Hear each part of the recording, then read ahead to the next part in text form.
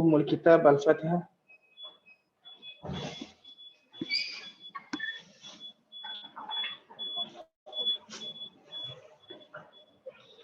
Okay, let's begin. Who's the presenter? I will be representing the first presenter.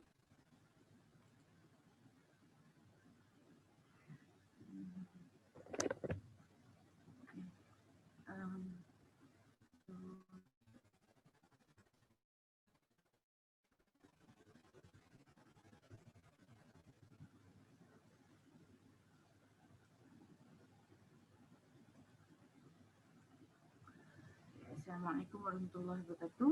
So today, my name is Tengkunuri Nadira binti Keperov. I will be presenting on nutritional anemia supervised by Dr. Syed. First we will go with the definition of anemia.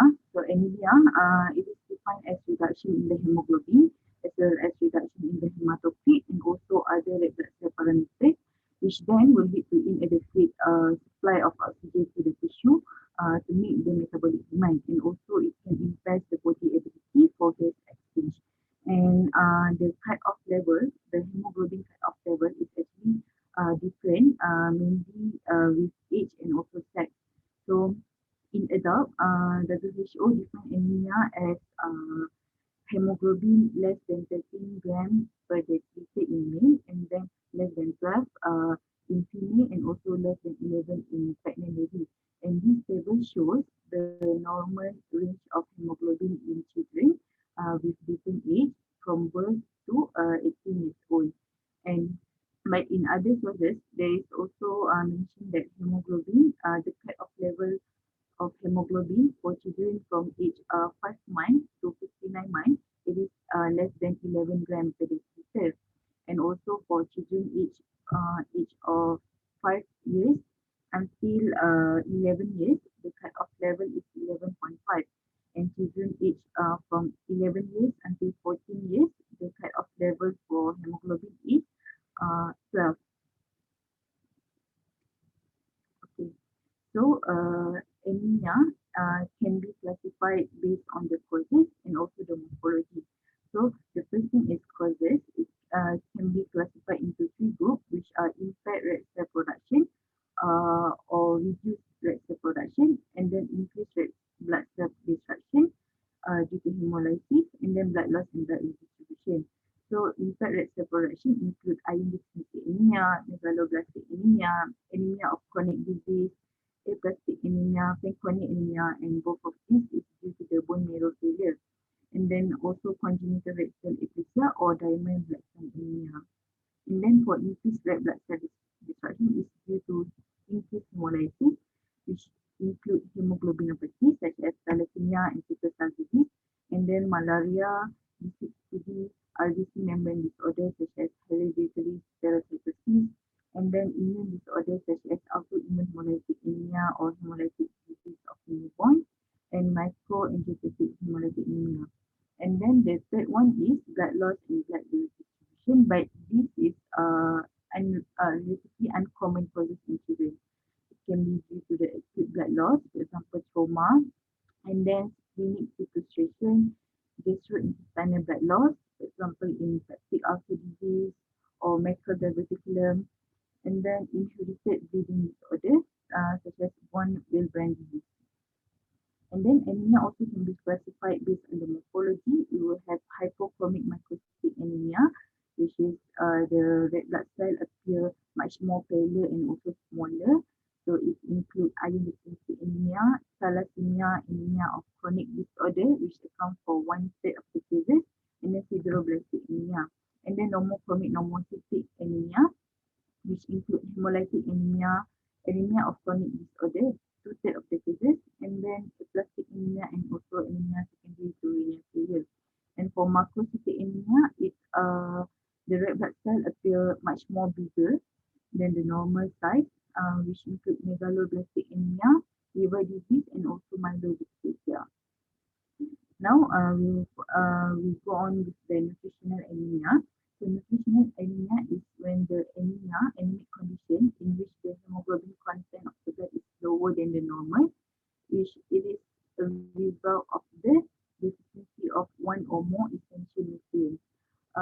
So nutritional anemia will focus on the iron deficiency, vitamin B plus deficiency, as well as folate deficiency. So for iron deficiency, it will lead to the iron deficiency anemia. Vitamin B plus and folate deficiency, it will lead to megaloblastic anemia. But anemia, it is considered as a late manifestation of nutritional deficiency. Okay, first we will go on with the iron deficiency anemia. So iron deficiency anemia, it is when the body store of iron drop too low to support normal red blood cell production, because as you know, in order to produce red blood cell, we need iron in the synthesis of red blood cell. So, and iron deficiency anemia, it is characterized by microcytic hypochromic red blood cell, and iron deficiency, it is the most prevalent single deficiency state on a worldwide basis. Thus, iron deficiency anemia is the most common form of anemia worldwide. And iron deficiency anemia, it is most common affect women of childbearing age as well as the children. And the prevalence is higher in poorer socioeconomic group. And also, iron deficiency anemia is uncommon in men and postmenopausal women in the absence of bleeding. Um, So now we move on to the etiology of iron deficiency anemia. Iron deficiency anemia can be caused by dietary factor, which is most of the causes in children. So it includes prolonged breast or bottle feeding without iron supplement. So that's why it is recommended for infant age um, 1 month to 6 months. They need the first 6 months they need to be exclusively breastfeeding. But by the age of 6 months, they need to be introduced with the semi-solid food such as cereal, so that they will get the other essential nutrients such as iron and also zinc. And then babies who, the second one is babies who drink cow's milk before age 1. So and also babies after age 1, when they drink too much cow's milk, also they can develop iron deficiency anemia, because bovine milk, they have high concentration of calcium, which then will compete with iron for the absorption. And then babies who drink formula that is not fortified with iron. And the fourth one is vegetarian diet, because vegetarian diet, they provide non-heme iron. So this non-heme iron, it is the absorption rate is low compared to the heme iron. And the last one is poverty. And then Sorry, chronic sorry, blood sorry, loss. sorry, sorry. Wait. This one, I think you have been taught about this issue masa biochemistry dulu kan? I think first year, second year, about the different type of iron kan, ferric, ferrous, kan? So the type of iron yang dalam red meat, for example, dia in a ferrous ke ferric? So ferrous lah kan. So Fe3 or Fe2 plus. So the issue is the type of iron in red meat is more easily absorbable as compared to the type of ferric iron yang dalam vegetable. So if you remember your biochem, that is why you should know lah. So red meat has a better form of the iron, and it's more easily absorbable and can be used much faster. Okay, all right, fine, proceed. Okay, thank you, Doctor. Okay, the second causes of IDA is chronic blood loss, but this is uncommon causes for children in children, and but in chronic blood loss, it can be due to the gynecological problem in the childbearing age woman.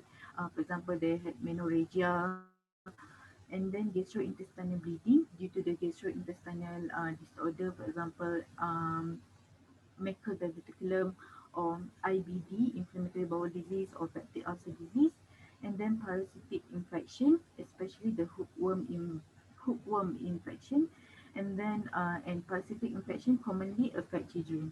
And then fetal maternal hemorrhage, which means the occult bleeding from the fetal to the mother during or before the delivery. And then inherited bleeding disorder, for example, von Willebrand disease. And then the fourth one is malabsorption. Malabsorption means there is impairment of intestinal absorptive mechanism, and it can be due to again due to the gastrointestinal problem, like I had mentioned before, and also parasitic infection also can cause malabsorption due to the disruption in the mucosal lining of the intestine. And then if there is extensive surgical removal of the proximal part of the small intestine also can cause malabsorption. And then increased demand in infant, adolescent, and pregnant women also can lead to IDA. So this table show the iron requirement in individual based on their age. Okay, you can take a look later. Okay. So this is the example of iron-rich food from red meat, chicken and turkey, and green leaf. And then iron deficiency anemia is actually developed in stages. So we have three stages. The first stages is iron depletion stages, where there will be iron requirement is exceed the iron intake, which means the iron intake is not sufficient. Uh, it's not sufficient. So there will be the iron store will be mobilized for erythropoiesis and also hemoglobin synthesis. So that's why the iron store is diminished. So, but thanks to this iron store, the erythropoiesis can proceed normally with hemoglobin content of RBC being normal. And at this stage, there will be no anemia occur yet. And the second stage is iron deficiency state, where when there is a iron prolonged iron loss or prolonged inadequate iron intake, so there will be inadequate iron transported to the bone marrow for erythropoiesis because the iron store had diminished. We had used the iron store, so there will be iron deficient erythropoiesis, which will lead to early microcytosis with decreased hemoglobin. But at this stage, the MCV and MCH may still be within the normal range. And at this stage, there is also no anemia occur yet. And the third stage is the iron deficiency anemia stage, where the normal age red blood cell are being removed because red blood cell lifespan is only 120 days. So the previous batch of red blood cell will be removed by physiological apoptosis. So it will be replaced by the hypochronic microcytic RBC, which then will cause sign and symptom of anemia start to occur.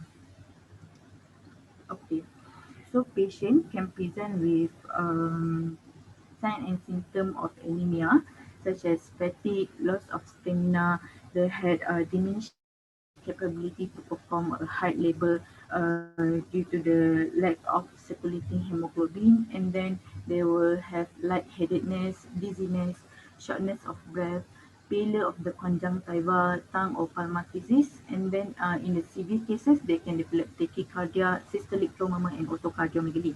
And then they also can present with pica, which pica means unusual non-nutritional dietary craving. Usually they will crave for ice to suck or chew, and then it more specific for iron deficiency anemia. And then they also can present with koilonychia, which is the spoon-like nail deformity, and then angular stomatitis, which is the angular stomatitis is the inflammation and also fissuring of the corner of the mouth, and then glossitis where uh, the tongue become edematous, and there is also loss of the tongue papillae, which the tongue will appear red and also bulk appearance. So this koilonychia, angular stomatitis, and also glossitis is the much more severe presentation and also less common presentation for IDA. And then patient in IDA also will be associated with Plummer-Vinson syndrome, which is the triad of iron deficiency anemia, dysphagia, and also upper esophageal webs.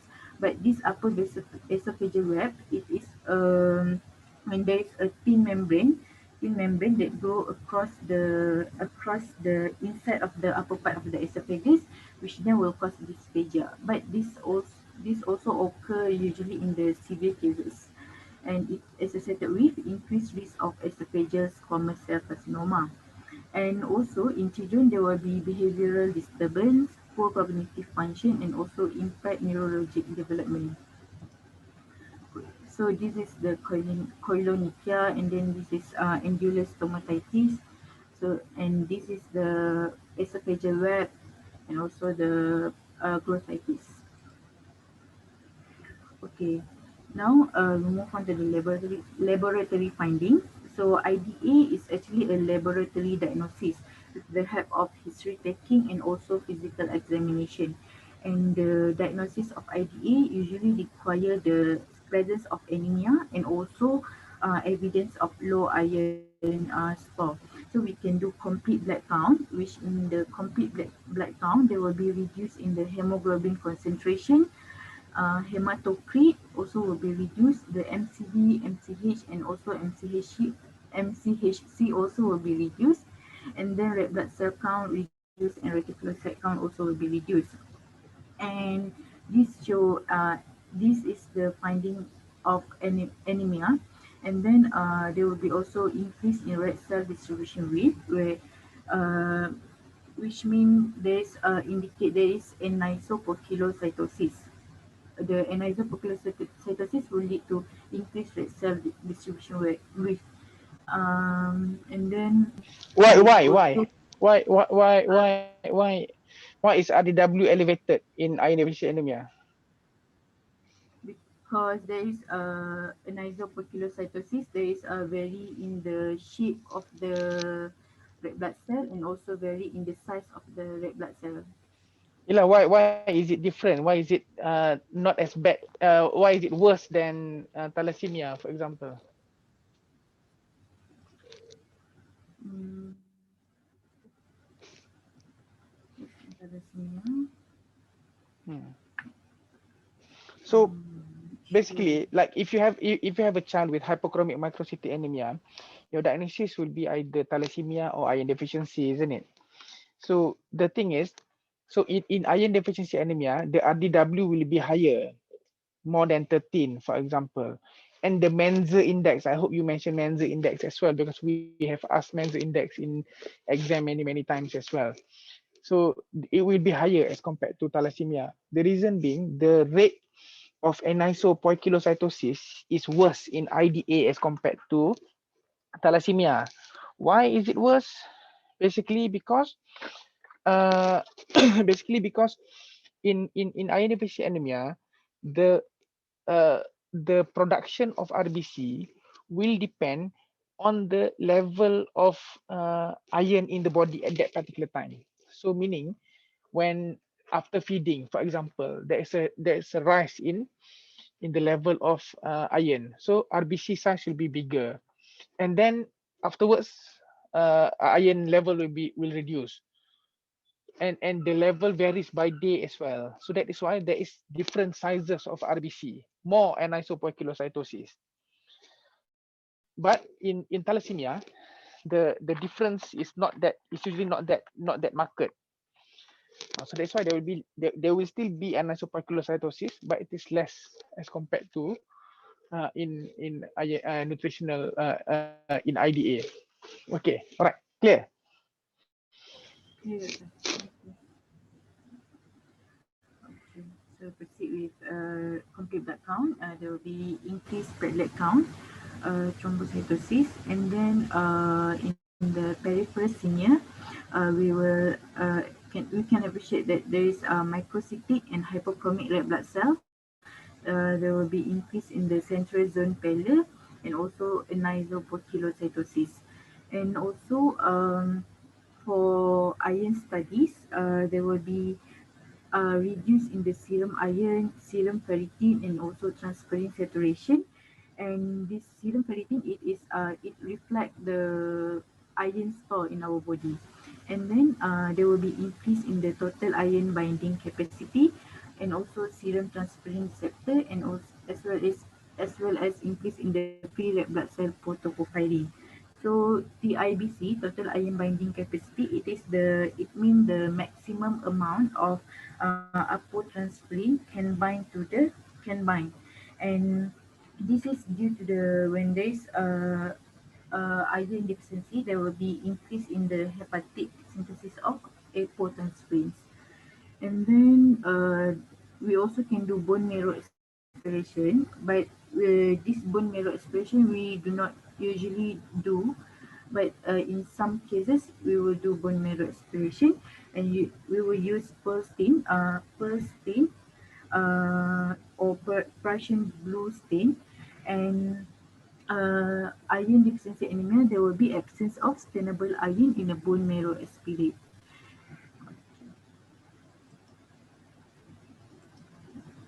Okay, so this is the example of histologic finding.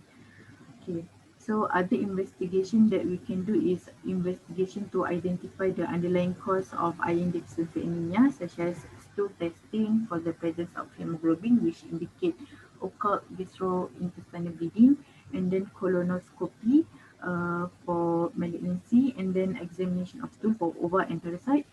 We also can do coagulation studies and evaluation for celiac disease, menorrhagia, and also inflammatory bowel disease. And then for the treatment of iron deficiency anemia, first we can do is dietary modification. For the infant and young child, we can restrict the cow's milk intake, and also instead of using the non-iron fortified formula, we can encourage them to use iron fortified formula, and also introduce them the iron rich food. And for adult, we need to increase the iron rich food intake. And also, we most commonly patient with IDA, we will give them oral iron therapy, and usually there will be we will give them iron salt, and most commonly used is ferrous sulfate. And parenteral iron therapy is the most rapid therapeutic response, but this parenteral iron therapy we will reserve for patients who do not tolerate oral iron therapy, such as patient with malabsorption. And the available form of parenteral iron therapy is ferric preparation. For example, we can give them iron dextran, iron sucrose, and also sodium ferric gluconate. And blood transfusion is also uh, not common, and it is not required in chronic iron deficiency anemia unless patient is overt cardiac decompensation and severely symptomatic. So we will give them blood transfusion, and also we can give them treatment for the underlying causes. Okay, next we will proceed with megaloblastic anemia. So megaloblastic anemia is when there is a megaloblastic changes, which most apparent in the rapidly dividing cells, such as blood cell and also such as blood cell. So this actually it can affect the all three hematopoietic cell line, which can result in the thrombocytopenia, leukopenia, and also anemia. But the most commonly affected is erythropoiesis, which then can result in the anemia. So in megaloblastic anemia, it is a macrocytic anemia with nuclear dysmaturity, where the nucleus will appear immature relative to the cytoplasm because of impaired DNA synthesis. So this condition is uncommon in infant and also childhood, but it may occur if the mother themselves deficient in vitamin B12 and also folate, and it has higher prevalence in the poorer countries, and the prevalence also will increase in older population. Okay. So the etiology of megaloblastic anemia. Megaloblastic anemia generally occur due to the impaired DNA synthesis. And this impaired DNA synthesis is usually due to the inadequate metabolically active folate derivative, which is necessary for the DNA synthesis. So that's why the most common cause of megaloblastic anemia is acquired lack of vitamin B12 and folic acid, because these two involved in the DNA synthesis. So vitamin B12, it is also known as cyanocobalamin, and vitamin B12 can be found in the meat, milk, and also egg, but it cannot be found in the vegetable. And vitamin B12, it is act as coenzyme in the methionine synthesis.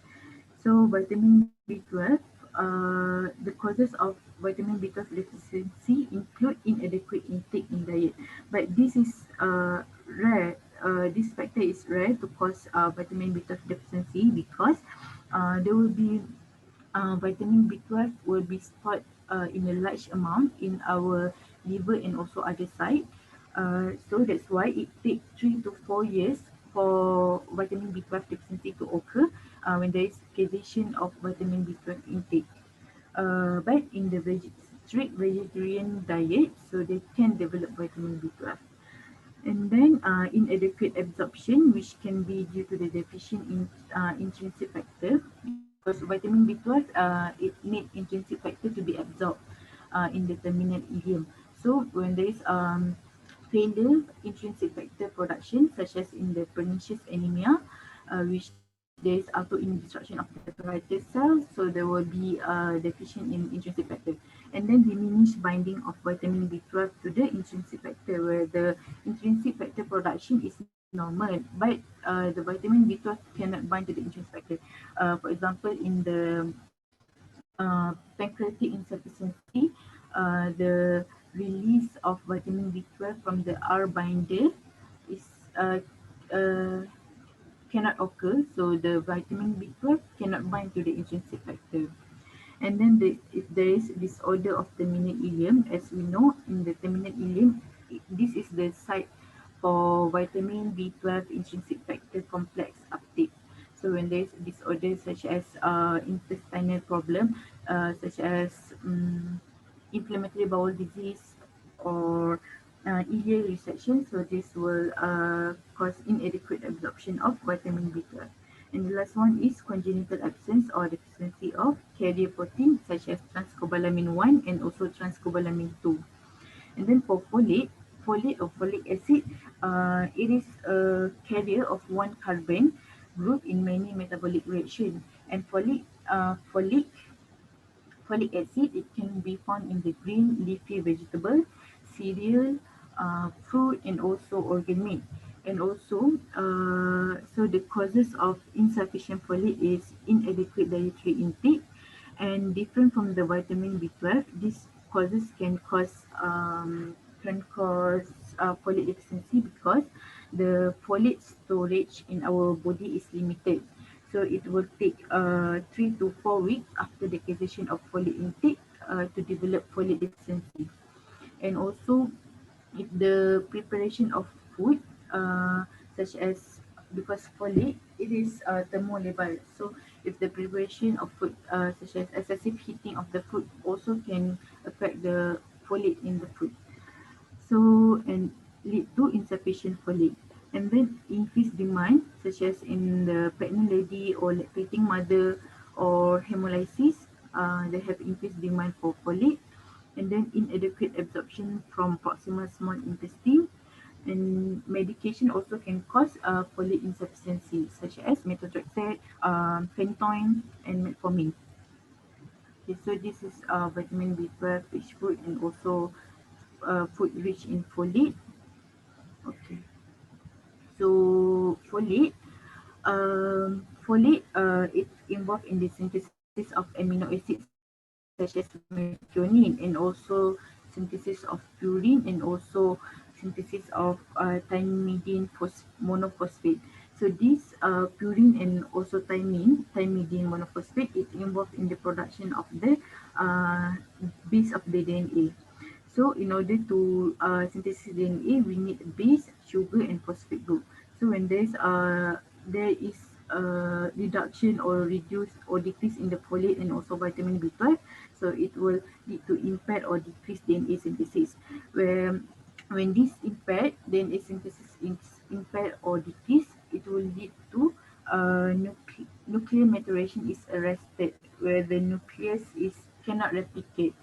So this will lead to immature nuclei, because immature nuclei compared with the degree of maturation of the cytoplasm, because the cytoplasm will mature normally. And because of this, there will be ineffective erythropoiesis, where the most of the erythroid precursor will be destroyed prior to the entering to the peripheral blood.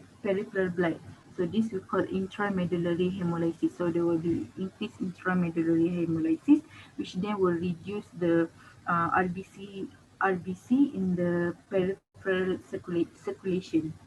And it's also important to be noted that this also will affect the other cell line, which will lead to thrombocytopenia and also leukopenia. Okay. So for the clinical presentation, patient usually will present the clinical presentation may range from asymptomatic to severe anemia-related symptoms. So they can be asymptomatic or they can present with sign and symptom of anemia. And then, like I had said before, such as shortness of breath, fatigue, weakness. And then patient also can, due to the intramedullary hemolysis, patient can present with lemon color complexion because when there is intramedullary hemolysis, there will be increase in the unconjugated bilirubin, and also which will lead to mild jaundice, and also in combination with the anemia, the patient can present with lemon color complexion. And then patient also can present with bursitis, angular stomatitis, and also hyperpigmentation and abdominal pigmentation of the hair. So this is associated with vitamin B12 deficiency, and also usually patient with pernicious anemia also can present with early graying of the hair and also vitiligo. And then patient also can present with gastrointestinal symptoms such as loss of appetite, weight loss, nausea and constipation. And also they can present with peripheral neuropathy, which is associated with vitamin B12 and also folate deficiency. uh, they can present with tingling, numbness, and also altered sensation. And then there's also we need also to evaluate the physical evidence of anemia that I had said before, and then thrombocytopenia such as easily bruising and also neutropenia, the sign and symptom of infection, for example. And then mental changes which range from irritability to psychosis, and patient also can present with patient with vitamin B12 deficiency also can present with neurological impairment. Okay, now let's proceed with the laboratory findings, where we can do complete blood count, and the complete blood count result will show the anemia, the condition of anemia, such as reduce in the hemoglobin level, reduce in the red blood cell count, and then there will be also increase the MCV, and most of the cases the MCH also will be increased, and reticulocyte count will be low. And in some cases, maybe there will be leukopenia and also thrombocytopenia. And if the children with leukopenia and thrombocytopenia, we need to consider to do bone marrow aspiration to rule out any other disorders such as leukopenia and myelodysplasia. Okay, so next we'll do peripheral blood smear, which will show oval microcyte with hypersegmented neutrophil, which means neutrophil with 6 or more lobes, and then the total red blood cell count also will be reduced with nisopoikilocytosis and Howell-Jolly bodies. Howell-Jolly bodies is the micronucleated reticulocyte. And then we also have other clinical findings such as serum LDH also will be raised, and high indirect bilirubin because of the intramedullary hemolysis, and also there will be high serum iron. And then bone marrow aspiration and biopsy also we not always will be indicated, but we can do. There will be hypercellular with erythroid hyperplasia, and then megaloblastic features of erythroid precursor, which the red blood cell precursor will show nuclear cytoplasmic asynchrony, and then giant band metamyelocyte, and the megakaryocyte also may be large and hyperlobulated. And also we can do a test for folate deficiency, such as if there is folate deficiency problem, so there will be decrease in RBC folate and also low serum folate level, and also there will be increased homocysteine level. And if there is a decrease in the vitamin B12, cobalamin deficiency, so the serum vitamin B12 will also be decreased. and there will be increased urine methylmalonic acid and also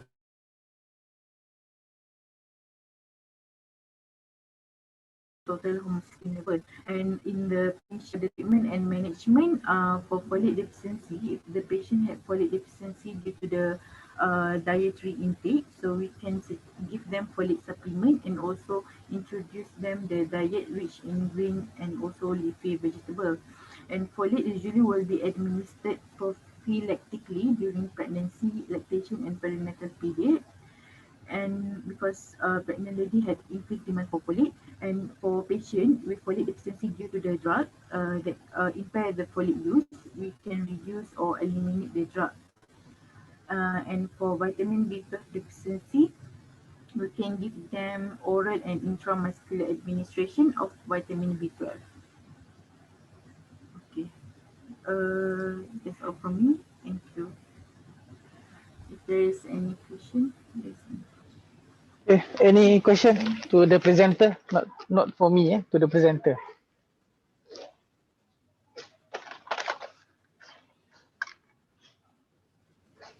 Tak ada. Clear belaka ke tidur belaka semua ni?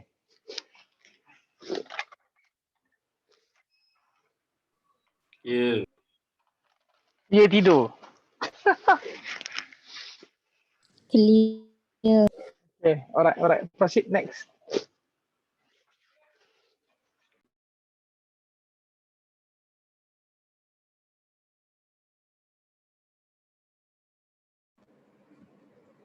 Okay, everyone can see my slides.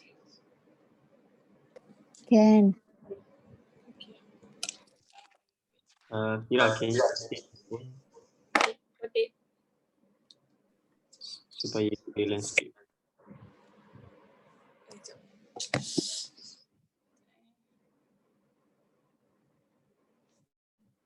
Wait.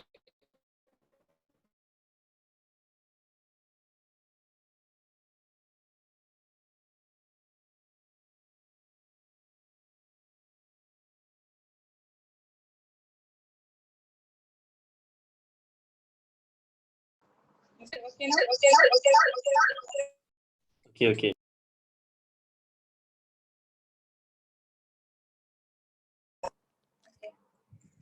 Okay, Bismillahirrahmanirrahim. Assalamualaikum warahmatullahi wabarakatuh. I'm Nafira binti Muhammad. We'll be talking about the aplastic anemia. So briefly about aplastic anemia. Aplastic anemia is a rare life-threatening disease which defines as a syndrome of bone marrow failure that is characterized by peripheral pancytopenia and marrow hypoplasia.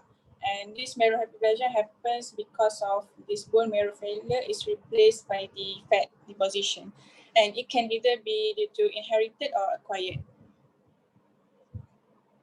So as I mentioned just now, aplastic anemia is a rare disorder. Hence, the overall incidence is low and thought to be more common in Asia. And this increased incidence in Asia may be related to environmental factors such as exposure to toxic chemicals. And although aplastic anemia occurs in all age group, there is a peak incidence which observed in childhood within the age of 5 to 10 years because of the congenital. And a second peak may be observed in people aged between 20 to 35 years due to the acquired cause. And the male and female are equally affected. Okay, for the etiology, it can be classified under the congenital and acquired. For congenital cause, it is responsible for at least 25% of cases in children. Meanwhile, perhaps up to 10% in adults. And several diseases has been identified under the congenital. For example, Fanconi anemia, Schwarzman syndrome, and dyskeratosis congenita. Particularly for Fanconi anemia, I will explain later in next slides. This is the most common disorders of aplastic anemia. And next, acquired cause are responsible for more than 18%, and majority of this cause majority of the cases, the underlying cause cannot be identified, and that is why we classify as idiopathic. Other than that, infections, radiation, drugs, and toxin also can cause aplastic anemia. And as you can see from the table on the right, is the example of the etiology. Next, briefly about the Fanconi anemia. Fanconi anemia is the most common inherited form of aplastic anemia. It is an autosomal recessive disorder. It it is caused by a group of genetic defects in proteins that is involved in DNA repair, which ultimately result in abnormal repair mechanisms for DNA damage. There are three characteristic clinical findings in Fanconi anemia. The first one, majority of the children will present with will exhibit multiple congenital anomalies or dysmorphic features. As you guys can see on the right picture there, patient will present with short stature, low set ears, strabismus, skin hypopigmentation, and others. And the second one, patient will also present with symptoms of bone marrow failure or pancytopenia that involve anemia, thrombocytopenia, and leukopenia. And lastly, the affected children are at high risk of transformation to malignancy, and the most common one is acute myeloid leukemia. And usually, patient with Fanconi anemia been diagnosed at the age of 3 to 14 years. And these diagnoses are based on demonstration of increased chromosomal breakage of the peripheral blood lymphocytes. And there is high risk of death from bone marrow failure and transformation to acute myeloid leukemia. And particularly in patients with Fanconi anemia, the only curative treatment is bone marrow transplantation. Next, the pathophysiology. In general, this aplastic anemia happened as a result of loss of hematopoietic stem cells, HSC. As we already know, HSC are multipotent, and that can give rise to diverse cellular lineage, such as RBC, white blood cell, and also platelet. And there are four proposed mechanisms that involve in aplastic anemia, four proposed pathophysiologic mechanism that involve in aplastic anemia, and the majority of the patient will appear to have autoimmune disorder. In these autoimmune mechanisms, there is a separation of hematopoiesis, or the separation of the production of the cellular components of the blood. And this separation is mediated by increase in cytotoxic T lymphocyte, CTLs, which will produce, these CTLs will produce inhibitory cytokines, for example, gamma interferon and TNF, and that result in suppress in progenital cell growth, mainly affecting the mitotic cycle and induce apoptosis. Other than that, these cytokines will induce nitric oxide synthase and nitric oxide production by the marrow cells, which results in immune-mediated cytotoxicity, and elimination of hematopoietic cells, eventually lead to the loss of hematopoietic stem cells.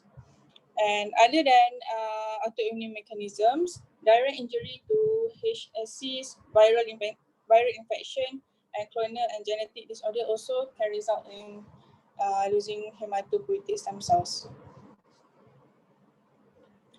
And this is just a short summary of pathogenesis in aplastic anemia. You can clarify it later. Okay, moving on to the clinical manifestations. In aplastic anemia, the clinical presentation of patient include the symptoms that relate to the decrease in bone marrow production of hematopoietic cells, and the specific manifestation would include the symptoms of anemia, For example, patient may complain of headache, dizziness, shortness of breath, fatigue, chest pain, and palpitations.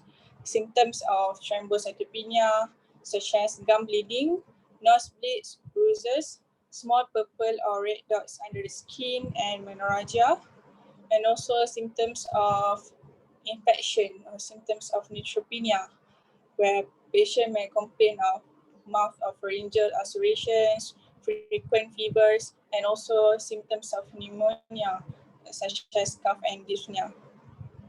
And other important history that we need to know is the past medical history, as we need to ask the infectious disease history.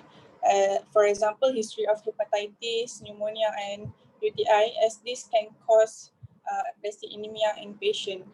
And ask if the patient has ever received radiation of chemotherapy. Next is family history. We ask for any inherited or familiar diseases such as Fanconi anemia, Schwarzman-Diamond syndrome, and dyskeratosis congenita. And also developmental history, as patient with Fanconi anemia, there will be developmental delay, and drug history that can cause aplastic anemia or pancytopenia, for example, chloramphenicol and GO. Next, for social history, we need to ask for the occupation or the work history, or uh, any environmental history where the patient is exposed to toxic or harmful chemicals such as benzene and pesticide, as this is one of the cause of aplastic anemia. And below is the short mechanism on how the symptoms or the manifestation can occur.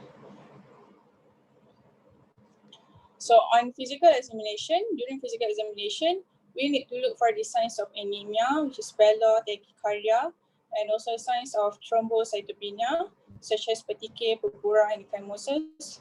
And usually during examination, there is no signs of infection.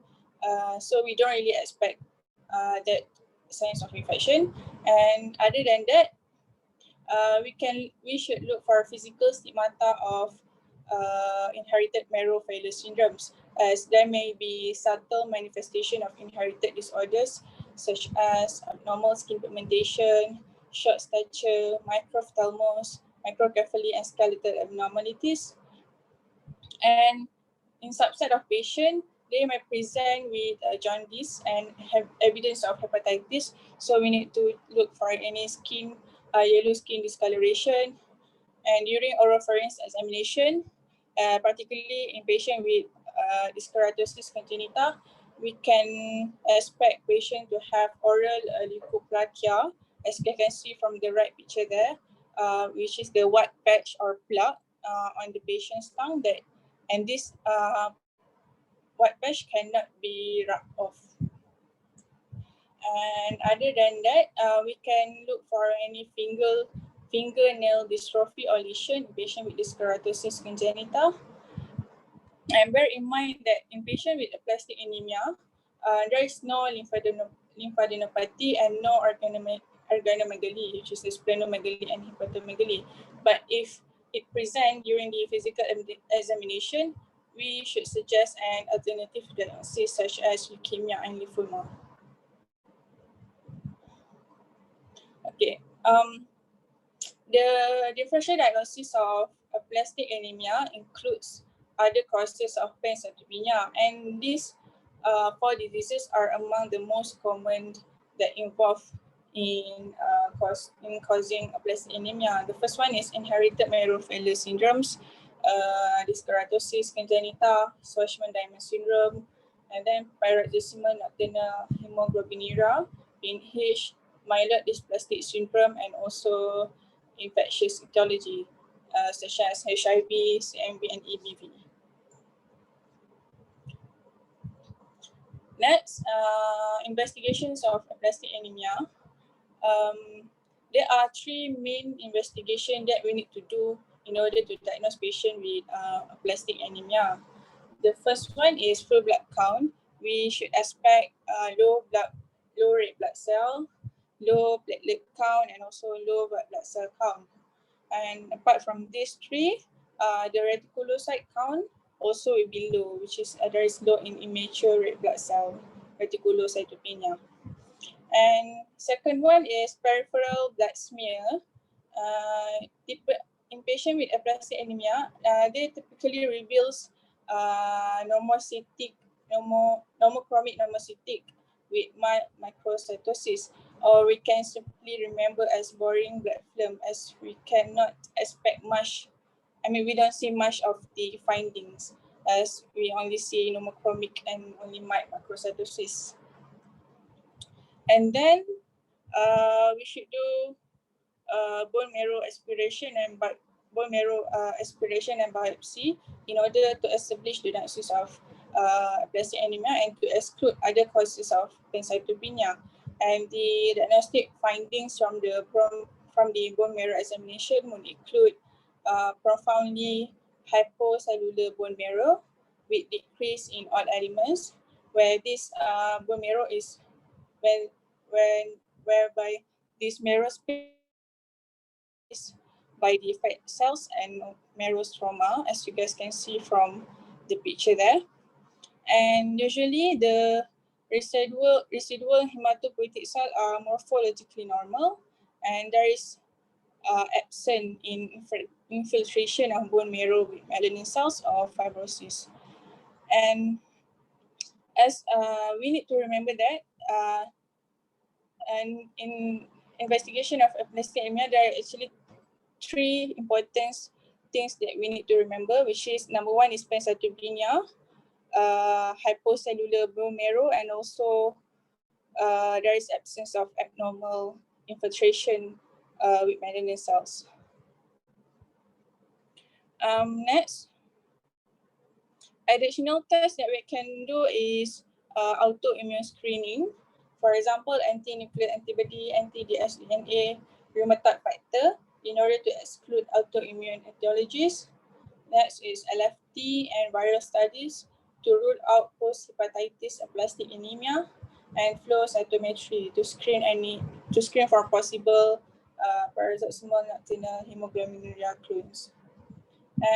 Particularly in pediatric cases, there is some additional tests that is needed in order to diagnose patient with inherited disorders, such as investigation of chromosomal breakage analysis as in patient with Fanconi anemia, and PRC and PRT mutation analysis to investigate patient with dyskeratosis congenita.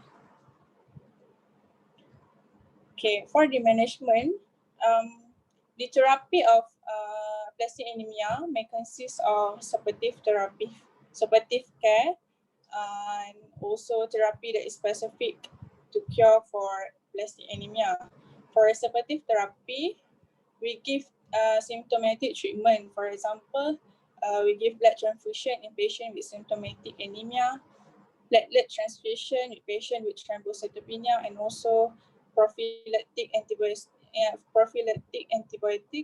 in order to prevent from having infection. And the specific therapy, the hematopoietic stem cell transplantation. The only curative therapy in patient with aplastic anemia is hematopoietic stem cell transplantation, HSCT. Other than that, immunosuppression therapy also can be given, such as cyclosporine, anti-thymocyte globulin, and also corticosteroids.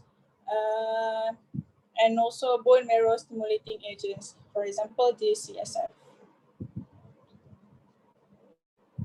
So for complications, in patient with anemia, the complications mainly due to prolonged pancytopenia, which is that would include life-threatening bleeding, serious bacterial infection, and invasive mycosis. Apart from that, complication due to treatment also can occur.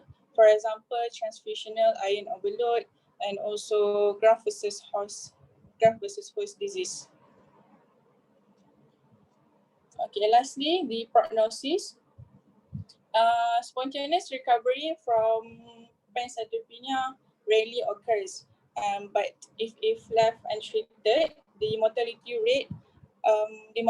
rate of patient may approximately around 60 to 70% within the 2 years of diagnosis, and this would include in patient that who doesn't receive bone marrow transplantation, who does not respond to immunosuppressive therapy. And the major cause of this morbidity and mortality would be due to the infection and bleeding. And majority of children with severe aplastic anemia show response to HSCT or immunosuppression with estimated survival rate is 10 years. I think that's all for my presentation. Okay, any question? Plastic anemia ni simple lah. It's quite uncommon. Okay, I'll be surprised if ada question.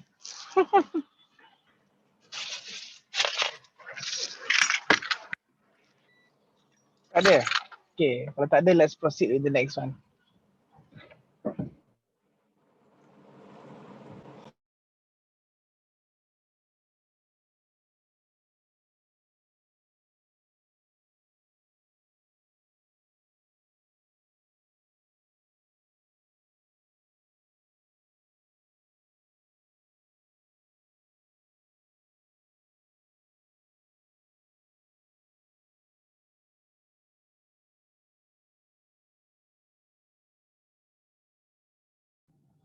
Tak dengar suara presenter.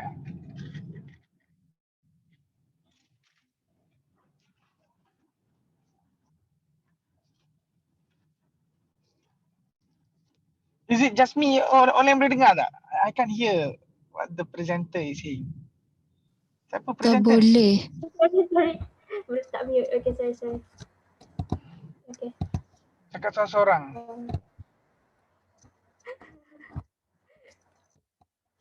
Wait. Before you start, I want to say something. There are only few diseases that we expect you to know in great detail. Dengue, for example, we expect you to know in great detail because dengue is so common in Malaysia and we have death still because of dengue. The other is asthma. We expect you to know in great detail about asthma. And the other is thalassemia. So thalassemia, we expect you to know in great detail because we have patients with thalassemia that we can call at any time. They always come for our exam. They always come for things like Manosky is very easy for us to call them because they have good history for you to clock. They have good physical examination, so they can come for your block exam, they can come for your professional exam in year 5. So this thalassemia is very common. It's very easy for us to call the patients for your exam, and this is among the disease that we expect you to know in great detail. Okay, all right, so that's just the beginning of your presentation. Okay, all right, proceed.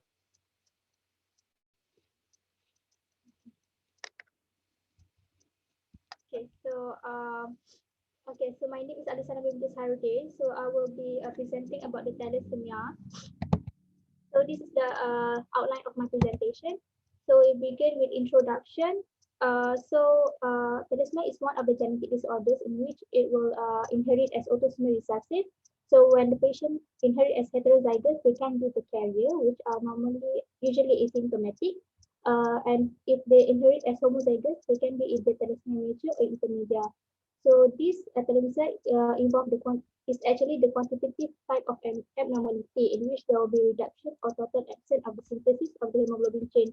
So this hemoglobin chain, it can be either alpha chain, beta, delta, and gamma chain. And then the major composition of normal hemoglobin chain in fetal would be alpha 2, gamma 2 from hemoglobin F, in other hemoglobin alpha 2, beta 2, and the hemoglobin 2, alpha 2, delta 2. Thalassemia is one of the hypochromic microscopic type of anemia, and different type of anemia actually we cannot be differentiated solely based on the clinical features and for blood feature because they might share the same clinical characteristic. So this figure shows that whenever the patient has the disease or the trait, and then they get married, they will be producing children with the disease.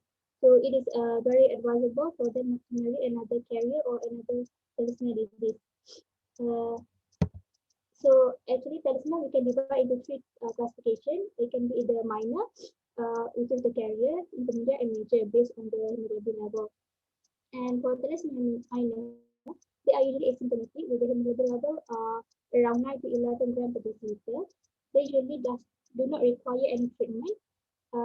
And then the screening is very important to prevent them from marrying another carrier or another thalassemia patient.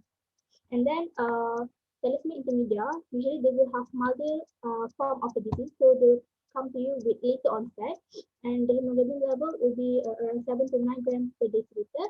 And for thalassemia major,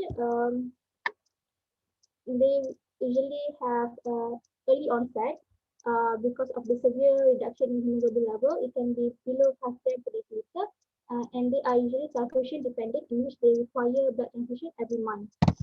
And then for epidemiology, it is actually the commonest genetic disorder in Malaysia and also in the world. But in Malaysia itself, the most common thalassemia is alpha and beta thalassemia. And for beta thalassemia, HBE, so beta disease, does contribute to a high number of cases for beta thalassemia.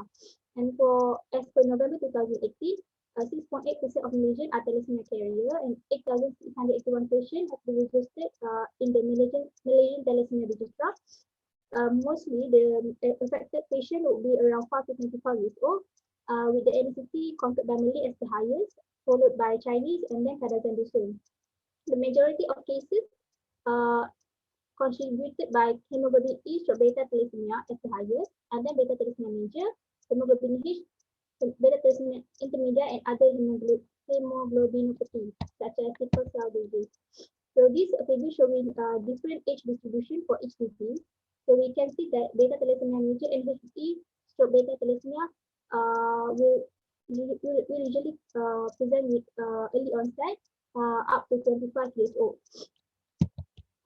For beta thalassemia, it actually involves the beta globin chain. So there will be absent or reduced in the synthesis of this beta globin chain.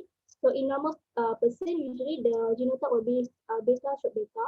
But in beta thalassemia, beta naught will indicate absence of the synthesis, and beta plus will indicate reduction in the synthesis of the globin chain. So it occurs because of the point mutation at beta globin point mutation of the beta globin chain at the chromosome number 11 that will include missense or nonsense mutation. It is common among Malay and Chinese, and usually they will have early onset, especially thalassemia major, because of the hemoglobin switching from gamma to beta to form the hemoglobin adult in the first few months of life, usually around 3 to 6 months. And then for pathogenesis, because of the point mutation, there will be reduction or absence of the beta globin chain. So this will cause imbalance in the production of the globin chain. So this will cause excess alpha globin chain. So this alpha globin chain will pair up together forming alpha tetramer. However, these alpha tetramer, they are unstable, and the excess unfed alpha globin chain will be precipitated. So this precipitation will damage the RBC membrane. So this defect RBC membrane will be destructed as early as in the bone marrow, resulting in intramedullary destruction, causing ineffective erythropoiesis. But for RBC, defect RBC that has been leaked into the circulation, they also have the abnormality of the membrane structure and also the permeability, in which they will have rigid cell membrane. So whenever they pass through the microcirculation,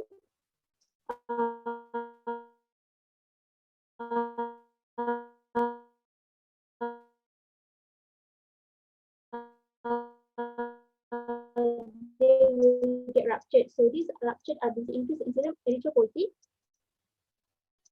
and then resulting in intramedullary erythropoiesis and extramedullary hematopoiesis that can occur in the spleen or liver, since this is the hematopoiesis organs during the fetal life. So this mechanism will cause narrow expansion that will give rise to thalassemia hepatis and hepatosplenomegaly. And some patients, these are excess alpha chain can pair up with other gamma chain forming hemoglobin F. So patients with high number of hemoglobin F, they usually have milder form of disease, but the mechanism is still unclear on how this alpha globin gamma globin chain present persistent in high number during the adult life. And then I'll be touching a bit regarding hemoglobin E. So hemoglobin E is actually one of the beta chain variant. There is mutation at polystyrene 26 where the glutamate will be replaced by lysine. In Southeast Asia, we have high number of carriers, including Malaysia. So actually, both carrier and HBE disease they are asymptomatic, but it becomes clinically significant when these patients they get married with another beta not or beta plus carrier. So this will give rise to children that have thalassemia major or intermediate disease. And then for alpha thalassemia occur because of the deletion of the globin gene on chromosome 16 or also mutation that can occur involving stop codon, missense, and nonsense mutation.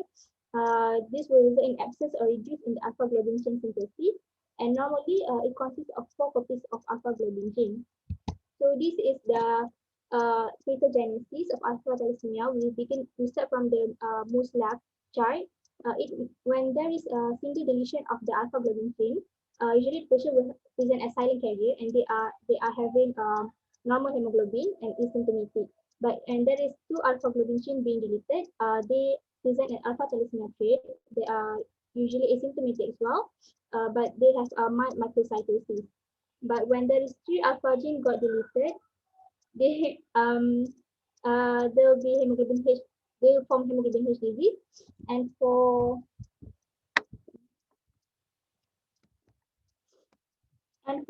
if 4 genes got deleted, they will be having hemoglobin Barch disease. So this is the type of alpha thalassemia. Uh, Okay, just now I've mentioned a few types of thalassemia, and now I'll be focusing more on hemoglobin plus and hemoglobin H disease. So hemoglobin plus occur when there is total reduction of alpha globin gene. So there will be total absence of the synthesis of alpha globin chain. So during the fetal life, no hemoglobin F can be produced, and because of the excess gamma, this gamma will pair up together forming gamma tetramer. And hemoglobin Barch is the most severe form of alpha thalassemia compared to other type of alpha thalassemia. It occurs because of the co-inheritance of alpha thalassemia traits from both parents. And then for hemoglobin H disease, it occurs because when there is 3 alpha gene resulting in deficiency of forming beta tetramer. And then for hemoglobin, the difference between hemoglobin Barch and hemoglobin H is that sorry. Sudah. Tak apa, proceed. It's okay.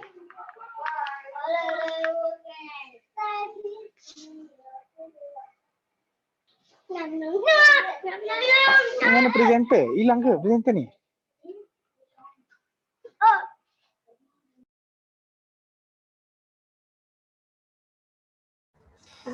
Sorry.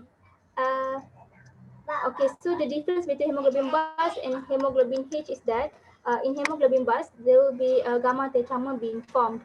So usually these patients there will be 80% of the hemoglobin chain is contributed by the alpha hemoglobin Barch, which is the gamma tetramer. Okay. But this hemoglobin Barch it has very high affinity towards oxygen. So this will cause but another 20% will be formed by hemoglobin Portland. So this hemoglobin Portland is actually the one that causes the survival of the fetus. And then for hemoglobin H, there will be beta tetramer being formed. And in newborn, hemoglobin Barch can be formed as well as other hemoglobin F. But later on, during hemoglobin switching, hemoglobin Barch will be reduced significantly and replaced by beta tetramer, which is the hemoglobin H. So the similarities is that both gamma tetramer and beta tetramer they form soluble tetramer, but and they rarely precipitate, resulting in damage of the RBC membrane. But for hemoglobin H, as they get older, This will precipitate in the RBC, resulting in damage of the RBC membrane. So when they pass through to the microcirculation, they also can result in extravascular hemolysis. And then, okay, so the clinical features. Usually, patient with thalassemia will come to you with the sign and symptom of anemia, but the onset varies between patient. And for beta thalassemia major, usually they will have early onset, around 2 to 6 months, because of the severe reduction in hemoglobin during hemoglobin switching. And then beta thalassemia intermedia, usually the onset after the first year of life, but the severity varies from being symptomatic at presentation to asymptomatic until adult life. So we find out during incidental finding. And then for hemoglobin H also varies, and it we can and they can present with symptoms even up to 20 years old. And then patient can have jaundice because of the hemolysis, hepatosplenomegaly because of the extramedullary hemopoiesis, extravascular hemolysis, and iron overload. And then thalassemia phasis because of the erythroid hyperplasia. This will cause frontal and parietal bossing, maxilla enlargement, prominent mala eminence, which is the zygomatic bone. And then patient will have retarded growth because of the anemia.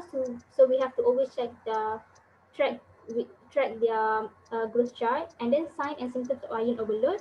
And it can be fatal without regular blood transfusion in the patient who is transfusion dependent. So this is the sign and symptom of anemia that the patient can come. Uh, and then for thalassemia trait or carrier, they are usually asymptomatic. So we find out during incidental finding, and they usually have absent or mild hypochromic microcytic anemia, and there will be no organomegaly. And for hemoglobin bars, at birth, they will have severe intrauterine anemia, in which the hemoglobin level can be up to 6 to 8 gram per deciliter. Usually, most of the patient can have hydrocephalus, which is the edema because of the edema anxieties due to long-term high cardiac output of the heart, resulting in heart failure. And then patient can have death in utero or even within few hours after the delivery, and it is associated with eclampsia and obstructed labor in mother. And then for hemoglobin H, the clinical severity also varies, but usually they present as thalassemia intermedia. Uh, and we can find out during incidental finding of microcytosis. They can also be diagnosed at birth when we find 20 to 40% of hemoglobin buds in the cord blood. They can have moderate chronic hemolytic anemia, resulting in jaundice, mild to moderate signs of anemia, hepatosplenomegaly in 70% of patients, and thalassemia phasis in 30% of the patient. So this is the differential diagnosis of hypochromic microcytic anemia. Whenever we got the blood results showing microcytosis,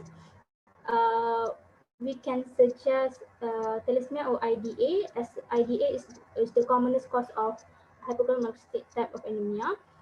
But we have to check for other thalassemia such as serum ferritin, RBC distribution width, serum iron level, TIBC, and transferrin saturation. And then this is the chart showing on how we want to diagnose microcytosis. And then for investigation, firstly, when we do full blood count, we will find a hypochromic microcytic anemia showing low hemoglobin, low MCV, and low MCH. Patient will have reticulocytosis, and the Menzi index, if less than 12.5, it can be suggestive of thalassemia. But in IDA, if more than 13, we can suggest IDA. And then for increased RBC distribution width in iron deficiency anemia, thalassemia intermediate, and thalassemia major.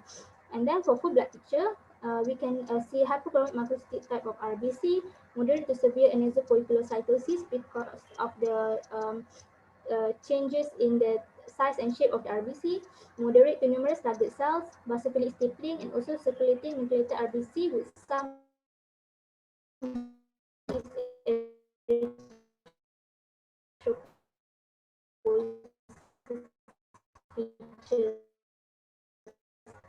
So I provided the characteristic of the can find hemoglobin analysis, the one that we can use to differentiate whether the patient has thalassemia intermediate, major, minor, or major. And we do it via chromatography, and also hemoglobin electrophoresis.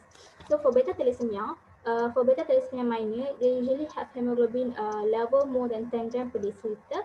with HbA being the majority of the hemoglobin. But beta thalassemia intermedia, the hemoglobin level can be up to more than 7 grams per deciliter, and it has between patients there will be varies between hemoglobin F and hemoglobin A. Some patients, when they have milder form of disease, hemoglobin F can be even more, but in some patients, hemoglobin A will be higher than other hemoglobin. And then for beta thalassemia major, it can be hemoglobin level is severely reduced. It can be lower than 7 grams per deciliter, with the hemoglobin F being the highest hemoglobin, followed by hemoglobin A2, but there is absence of hemoglobin A. And carrier, they usually have normal hemoglobin, and for alpha thalassemia trait, they will have they can have hemoglobin H inclusion, but the anemia is mild.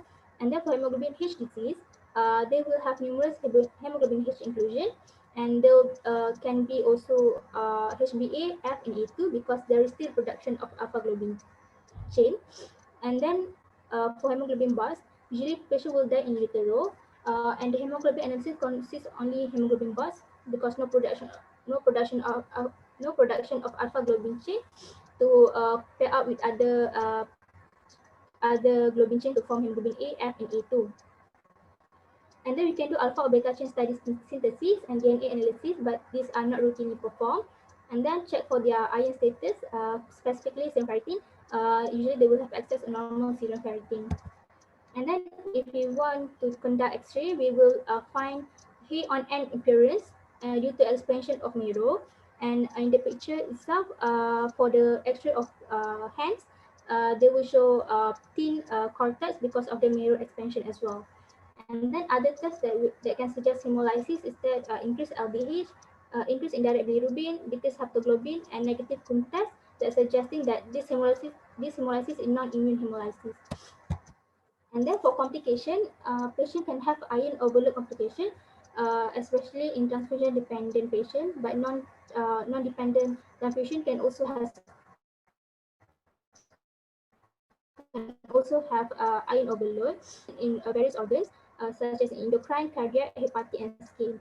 So in endocrine, they can deposit in pituitary gland, resulting in growth retardation, pancreas resulting in diabetes mellitus, and thyroid gland resulting in hypothyroid and hypoparathyroidism. And then for cardiac, and then hepatic, there will be a cirrhosis, especially when there's concurrent Hep B, Hep C infection, perhaps because of the transmission via blood, and then skin hyperpigmentation. And then 10% of children, they will have antibody formation, which is allo antibody to the transfused RBC. So later in life, they will be difficult to find the compatible blood because of this allo antibody. And then the third one is infection. Can be either because of splenectomy, transmission via blood, and also iron overload. In small splenectomy is the encapsulated microorganisms such as pneumococcal, Haemophilus influenza, and Neisseria meningitidis, because of one of the spleen function is to remove the encapsulated microorganism that present in the bloodstream.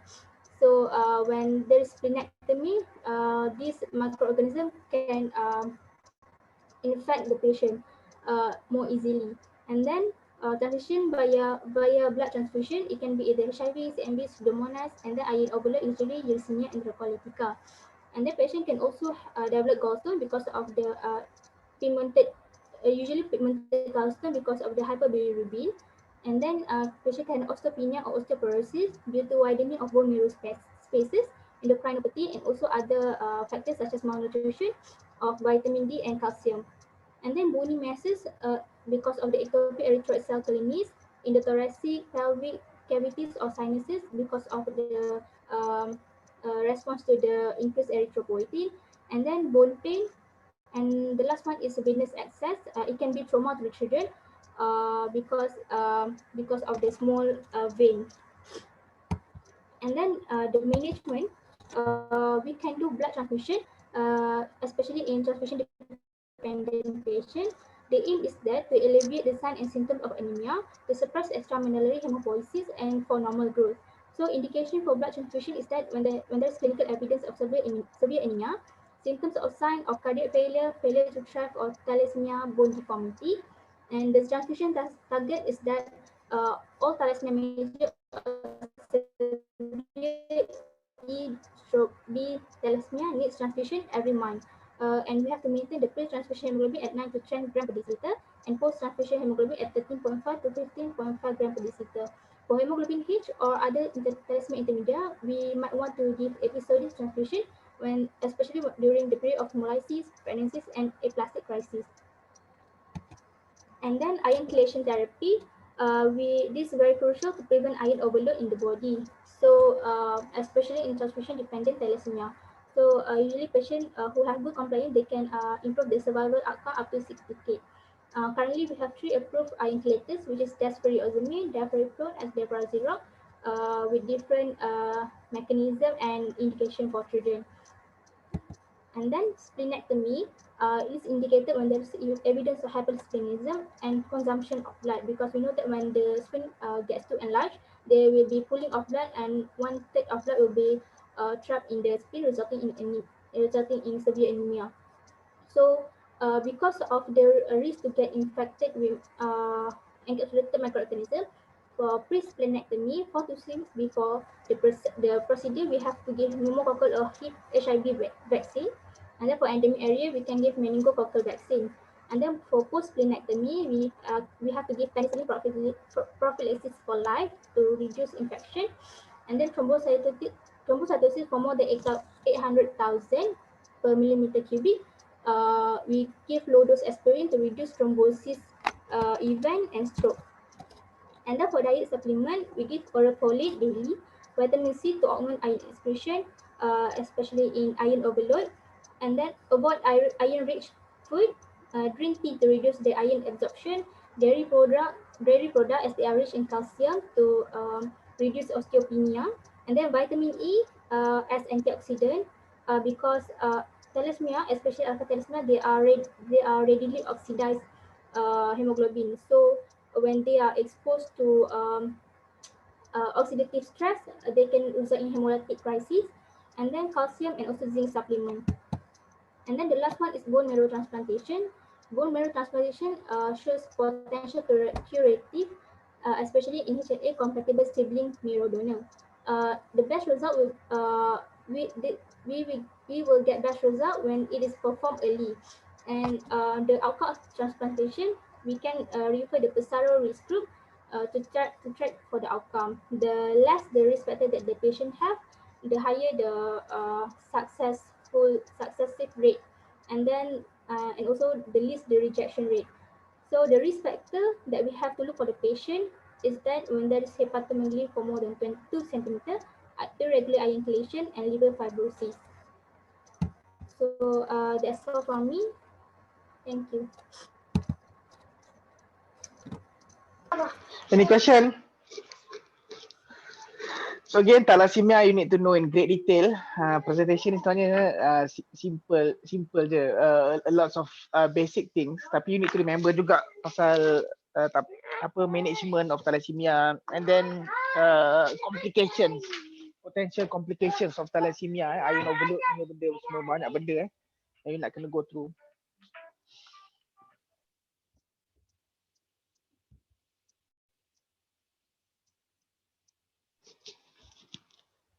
Okay. Kalau tak ada question, tak apalah. We proceed with the next presentation. Ada berapa lagi? Ada dua. Dua lagi? Oh, okay lah. Alright, fine.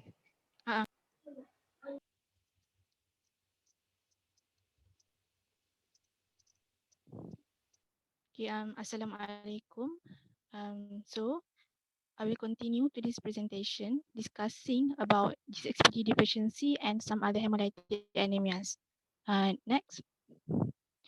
This is the content of my presentation, starting with the definition and classification of hemolytic anemia, GSXPD deficiency, some revision about hereditary spherocytosis, and autoimmune hemolytic anemia. Next, okay. Hemolysis is defined as the premature destruction of red blood cells, and anemia results when the rate of destruction exceeds the capacity of the marrow to produce additional RBCs. Okay, normal RBC survival time is 110 to 120 days, and thus approximately 0.85% of the most senescent RBCs are removed and replaced each day. During hemolysis, RBC survival is shortened, the RBC count falls, erythropoietin is increased, and marrow erythropoietic sequence leads to compensatory erythrohypoplasia with increased RBC production. Reply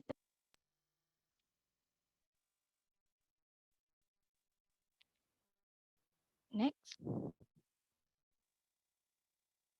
Okay, a site of hemolysis can either be extravascular, intravascular, or both. Extravascular hemolysis is excessive removal of red cells by the reticuloendothelial systems, such as in the liver, spleen, and lymph nodes. Example of sickle cell disease and hereditary angioedema is phagocytosis by macrophages. Okay, meanwhile, intravascular hemolysis, the RBCs are broken down directly in circulation, leading to hemoglobinuria and increasing hemoglobin anemia. AIC, hemoglobin are liberated in destroyed. This globin may be found in the plasma and saturates the hemoglobin quickly by next.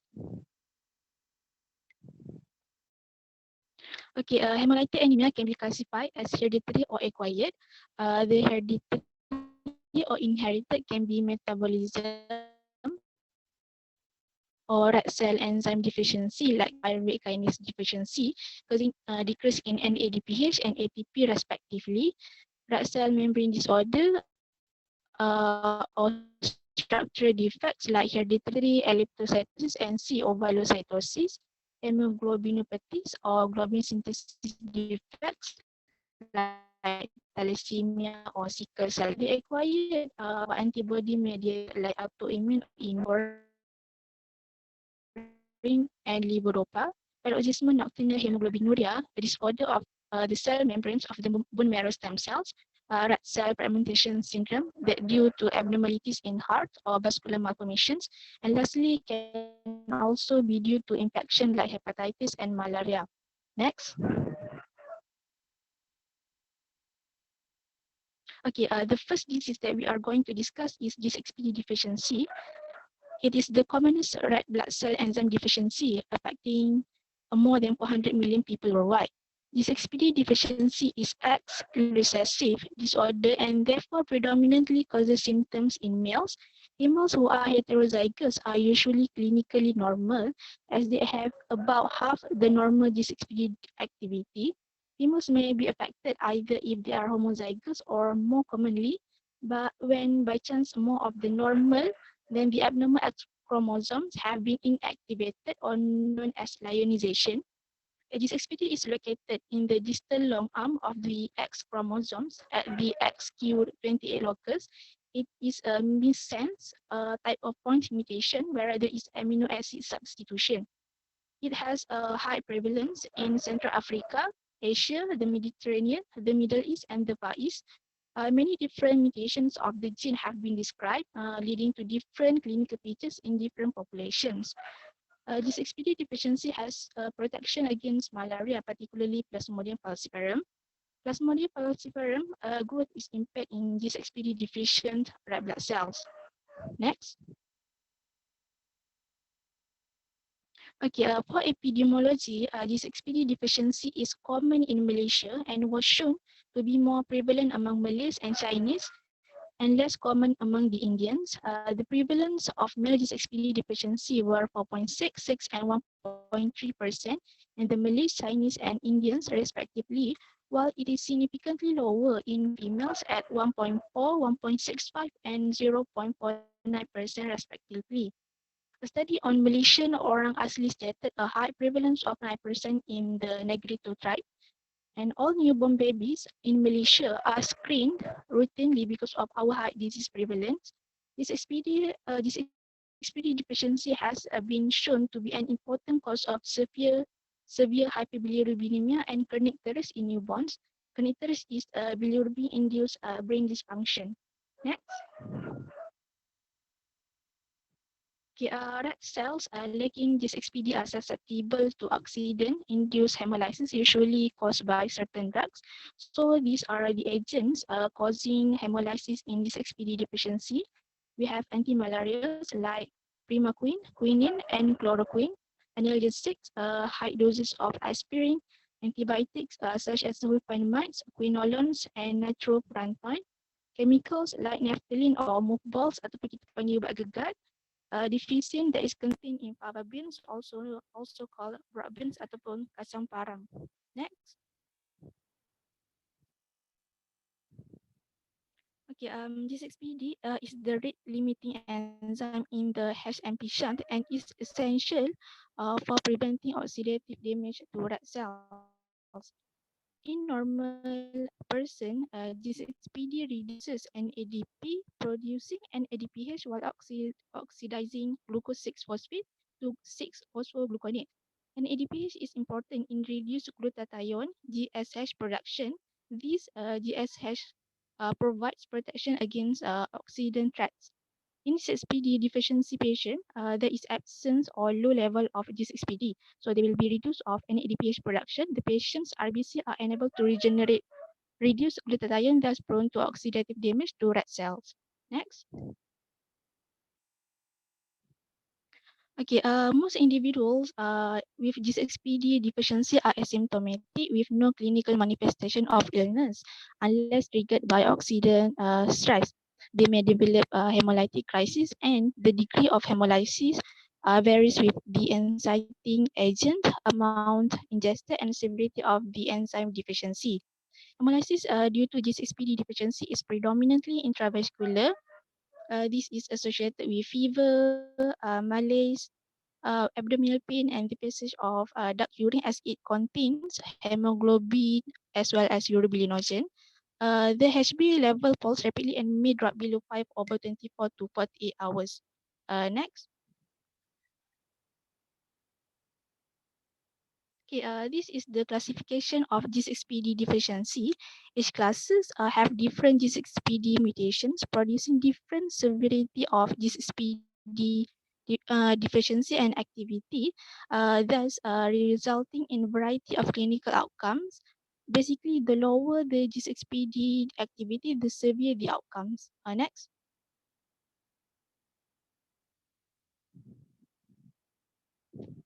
Okay. For investigation, some investigation can only be done during hemolytic crisis or deferred for a few weeks in order to have significant and diagnostic findings. During hemolytic crisis, we can request for full blood picture, liver function test, and urine analysis. For enzyme deficiency detection, we have direct enzyme assay on red cells and fluorescence spot test. Next.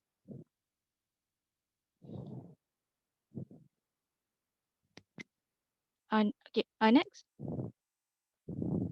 Okay. For between episode, almost all patients have a completely normal blood picture and no jaundice or anemia. And the onset of acute hemolysis usually results in fall of hemoglobin that lead to normochromic normocytic anemia. Other findings is reticulocytosis, which can be seen in both FBC and blood film as the bone marrow to compensate other hemolysis. The RBC morphology can be seen through blood film, where bite and blister cells can be found. As you can see on top right, the bite cells have areas that are taken out of them.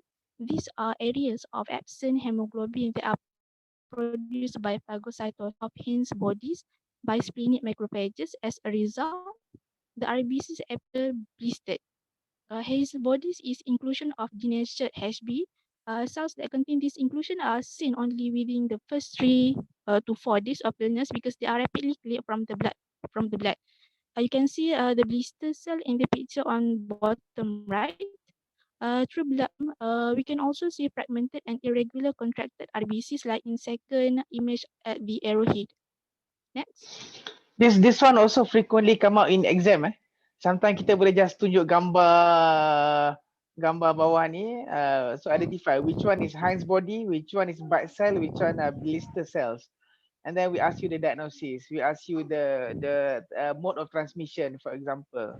So very common, many times come out in exam. Okay, proceed. Yeah, thank you, doctor. Next. Okay, for liver function tests, there will be increased unconjugated serum bilirubin due to hemoglobin breakdown in hemolysis of RBCs. Urine analysis may reveal hematuria that can be due to hemoglobinuria. There will also be presence of increased urobilinogen in the urine. Next.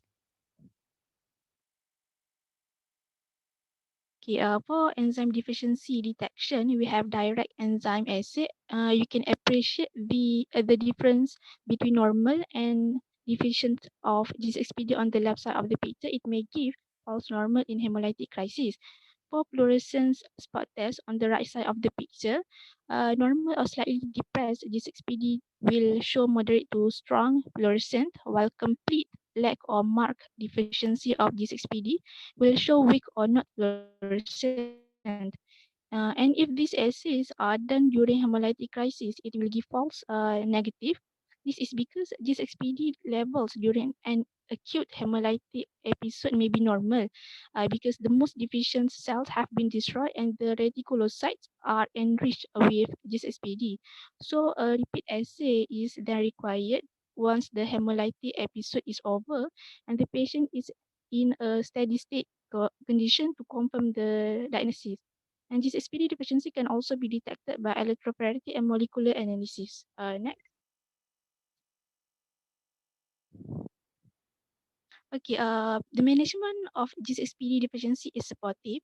And during the acute hemolytic episode, stop the offending drug and treat the underlying infection.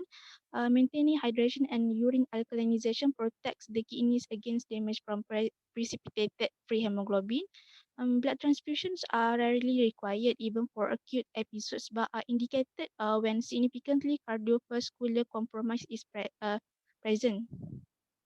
And the parents should be given advice on the signs of acute hemolysis in their children, like jaundice, pallor, and dark urine, and provide them with a list of drugs, chemicals, and food to avoid. Next.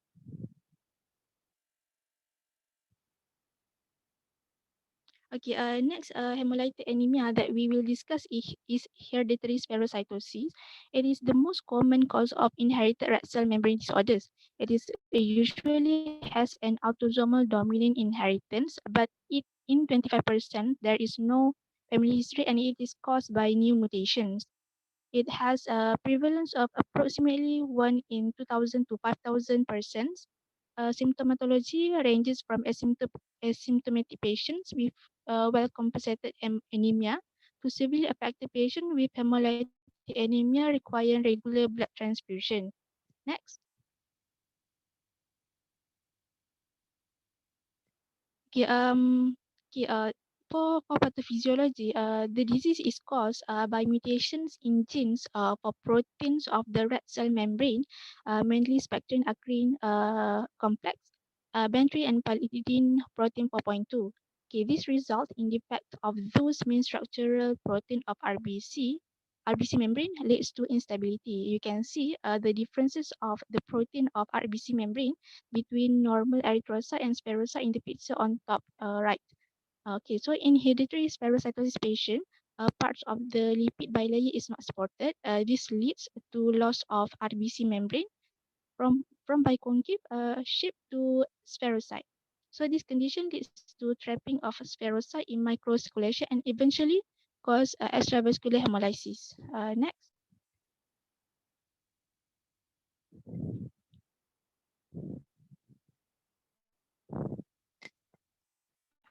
Next. Okay.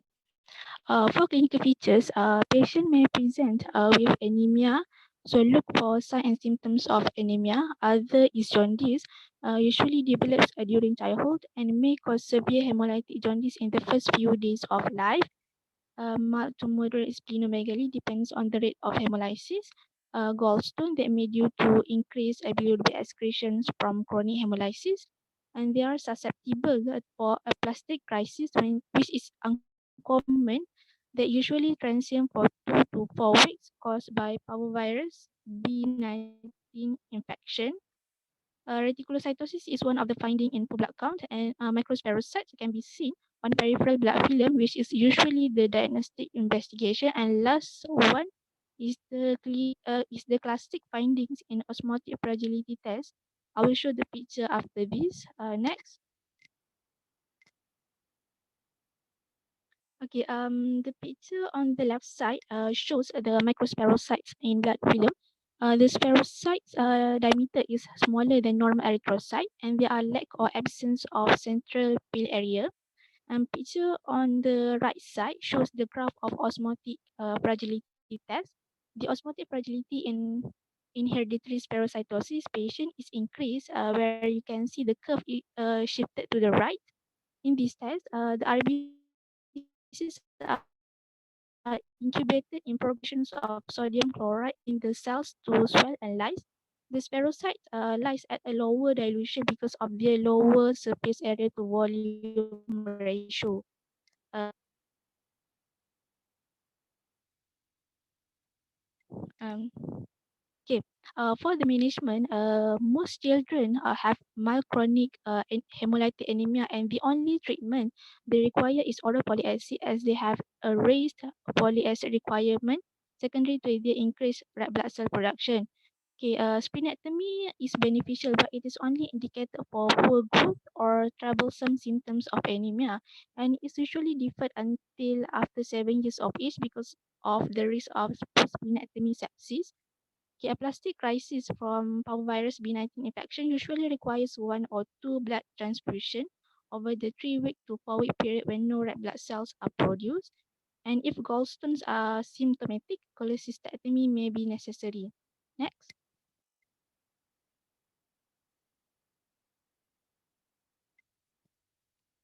Next.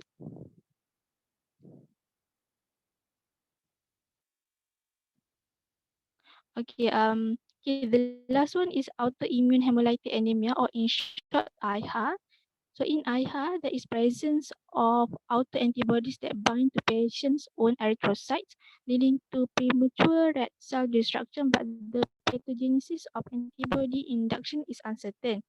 It is relatively rare in childhood, with approximately zero point 0.8 per 100,000 individuals under 18 years old. And the signs and symptoms are non-specific like jaundice, dark urine, fatigue, and hepatosplenomegaly. IHA can be categorized as warm and cold IHA, 37 and 4 degrees Celsius respectively. Next.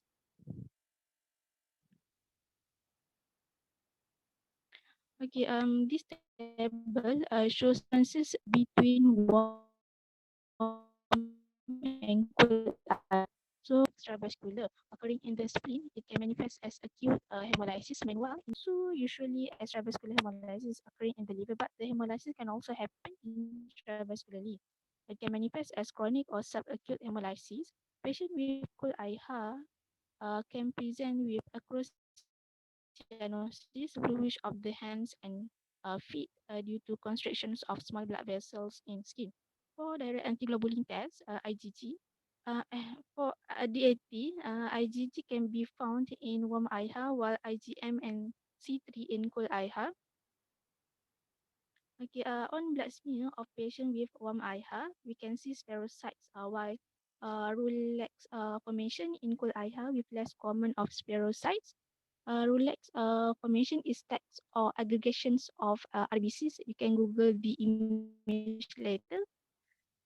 Some of the causes of warm IHA are CLL and SLE, while for the cold IHA, the causes can be due to clonidine and atypical microorganism like Mycoplasma infection. Okay, patient with warm IHA can be managed with steroids, rituximab, with or without splenectomy, and we must treat the underlying causes. For cold IHA, there are temperature, chlorambucil, and rituximab. And steroids are said to be much less effective in cold IHA than in warm IHA. And splenectomy is not useful. That's all from me. It is the end of my presentation.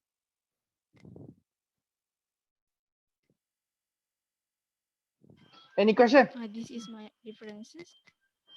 Any question from the group to the presenter?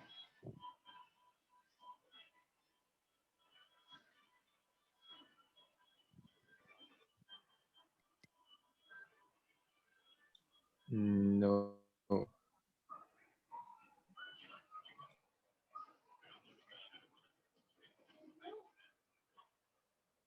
Okay, all right, then proceed.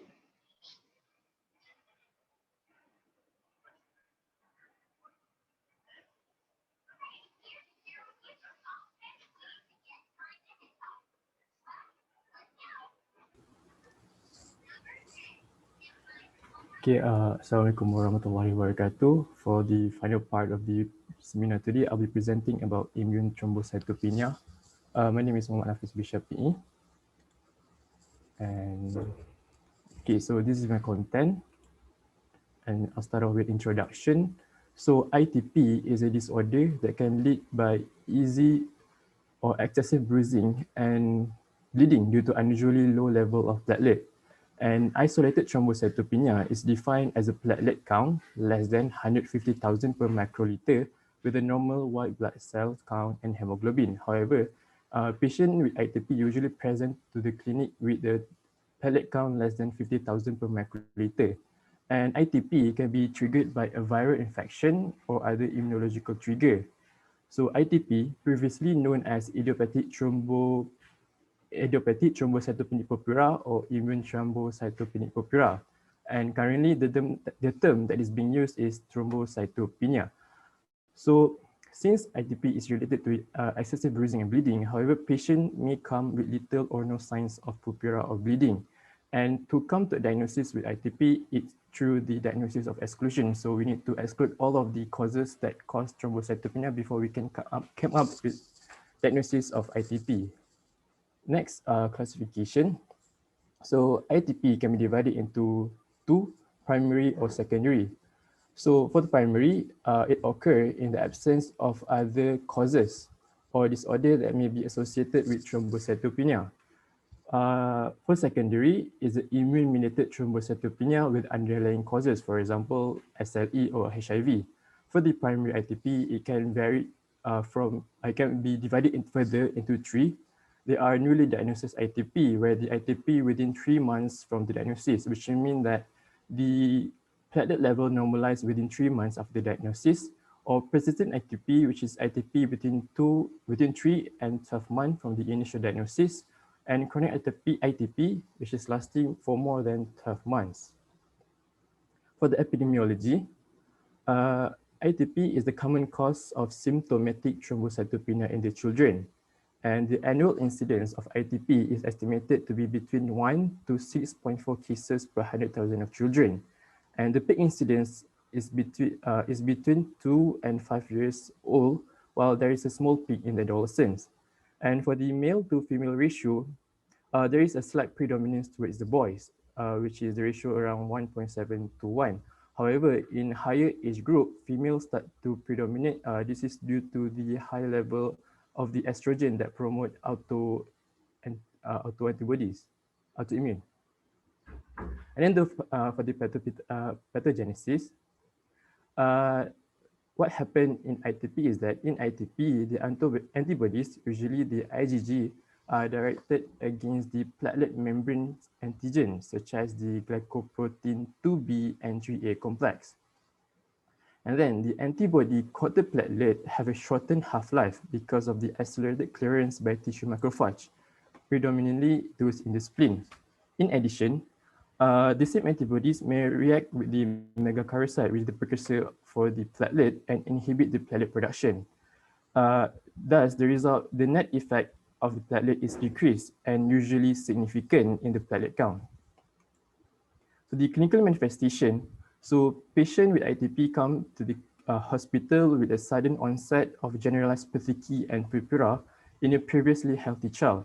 So to differentiate between petechiae and purpura, I have give a picture here where petechiae is defined as a small, red, non-blanching macular lesion caused by intradermal capillary bleeding, which is this small one here, and purpura is larger and typically a raised lesion resulting from bleeding within the skin. So patient may also have a history of preceding viral infection, for example, fever in the past 1 to 4 weeks. And the duration of the onset of the thrombocytopenia to normalization of the platelet count can be few days up to more than 6 months. And then since ITP is related to bleeding, but the bleeding can be varied from no symptom to severe symptoms. So patient with ITP may come with no symptoms or mild symptoms where there are bruising and petechiae with occasional minor epistaxis, which is the nosebleed, very little interference with daily living. For the moderate symptom, patient may come with more severe skin and mucosal lesion and more troublesome epistaxis and menorrhagia for those who have reached menarche. And then for severe symptoms, there will be bleeding episode of menorrhagia, epistaxis, melena, which require transfusion or hospitalization.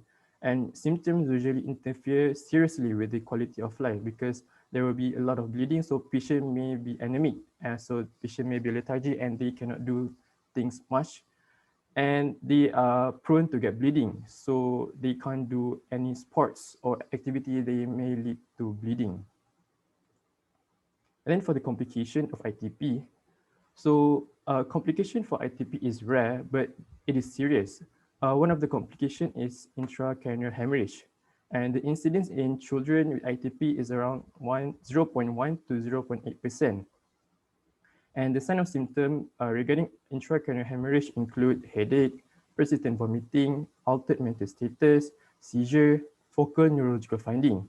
And the risk is highest with those who have platelet count less than 30,000 per microliter, those who have history of head trauma and usage of antiplatelet medication, for example, aspirin, and sign of excessive bleeding, for example, those who have epistaxis, nosebleed, for more than 5 to 15-minute duration with symptoms of GI bleed and severe mucosal bleeding. And 50% of intracranial hemorrhage occur after 1 month of presentation, while another 30% occur after 6 months. And then differential diagnosis. So here I've listed some of the diseases that may cause thrombocytopenia, but I'm not going to talk about all of them. So here are some. So one of the disease that may cause thrombocytopenia is hematological malignancy. For example, acute lymphotrophoblastic leukemia. So since we're talking about malignancy, so during history taking and physical examination, so we're going to find any signs and symptoms concerning malignancy, for example, loss of weight, loss of appetite, and lymphadenopathy. And active infection, for example, infection from the EBV virus, cytomegalovirus, hepatitis C, and HIV-1.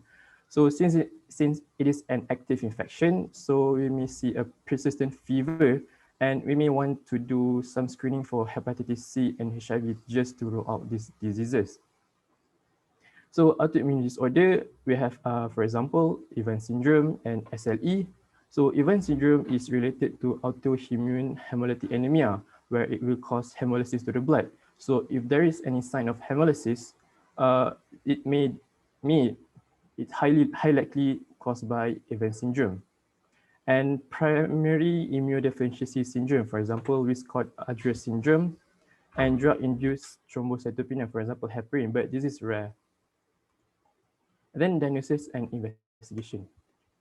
So ITP is largely a clinical diagnosis made in a well-appearing patient with a mucocutaneous bleeding without other systemic signs or symptom with a laboratory confirmation of isolated thrombocytopenia. And what I just mentioned just now, that ITP is a diagnosis of by exclusion, so we need to exclude other causes of thrombocytopenia before we can come up with ITP as a diagnosis.